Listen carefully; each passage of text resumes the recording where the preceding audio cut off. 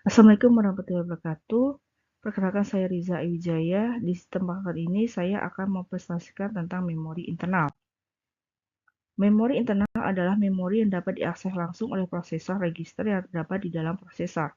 Cache memori dan memori utama berada di luar prosesor.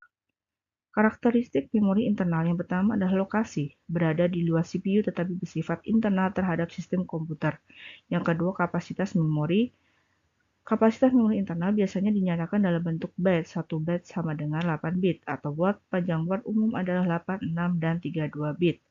Yang ketiga adalah satuan transfer. Satuan transfer sama dengan jumlah saluran data yang masuk ke dan keluar dari modul memori. Bagi memori internal, satuan transfer merupakan jumlah bit yang dibaca atau yang dituliskan ke dalam memori pada suatu saat. Metode akses memori. Terdapat 4 jenis pengaksesan satuan data sebagai berikut. Yang pertama adalah sequential access, yaitu memori diorganisasikan menjadi unit-unit data yang disebut record. Contoh sequential access adalah akses pada pita magnetik. Yang kedua adalah direct access. Akses dilakukan secara langsung terhadap kisaran umum, yaitu general vicinity, untuk mencapai lokasi akhir. Contoh direct access adalah akses pada disk. Ketiga adalah random access. Setiap lokasi dapat dipilih secara random dan diakses serta dialamati secara langsung. Contoh random access adalah sistem memori utama. Yang keempat adalah associative access. Setiap word dapat dicari berdasarkan pada isinya dan bukan berdasarkan alamatnya. Contoh associative access adalah memory cache. Fungsi memori internal yang pertama adalah menyimpan data yang berasal dari piranti masukan sampai data dikirim ke ALU untuk diproses. Kedua, menyimpan daya hasil pemrosesan ALU sebelum dikirimkan ke piranti keluaran menampung program atau instruksi yang berasal dari piranti masukan atau dari piranti ingat sekunder. Yang ketiga adalah mengingat riwayat atau histori program atau data yang digunakan selama perangkat beroperasi. Yang keempat adalah menyimpan operating system ke dalam perangkat sebagai pinjaman memori saat menjalankan aplikasi atau software. Jenis-jenis memori internal yaitu random access memory, yaitu RAM, yaitu penyimpanan data sementara yang berupa register-register.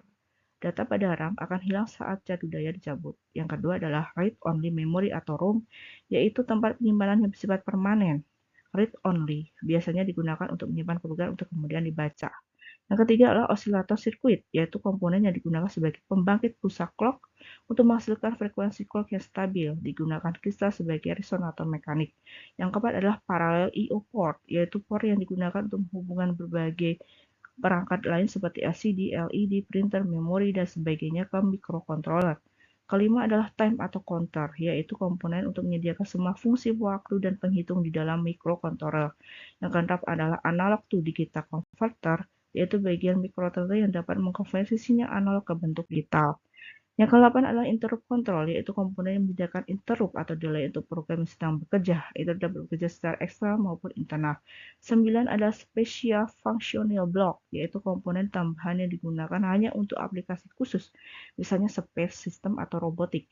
Yang ke-10 adalah read-write memory, yaitu jenis memori yang sifatnya volatil, di mana informasi akan hilang jika sumber listrik yang diberikan padam. Kinerja memori, ada 3 buah parameter untuk kinerja sistem memori, yaitu yang pertama adalah waktu akses, merupakan gambaran total waktu dalam proses membaca atau menulis data yang nantinya dikirimkan menuju memori. Yang kedua adalah waktu siklus, yaitu waktu akses ditambah dengan waktu transient hingga sinyal hilang dari satuan sinyal atau menghasilkan kembali data bila data ini dibaca secara destruktif. Yang ketiga adalah laju pemindahan. Transfer adalah kecepatan pemindahan data ke unit memori atau ditransfer dari unit memori.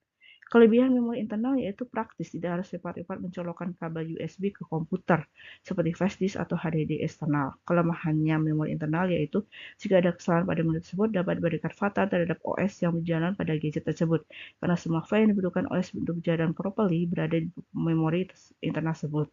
Kedua adalah susah untuk memperbaikinya apabila ada kerusakan karena memori tersebut sudah paten, sudah tertanam dalam laptop atau komputer sehingga harus membuka dan membongkar isinya. Jika tidak berhati-hati dapat merusak dalam komponen laptop tersebut. Terima kasih. Demikianlah presentasi saya. Terima kasih. Wassalamualaikum warahmatullahi wabarakatuh.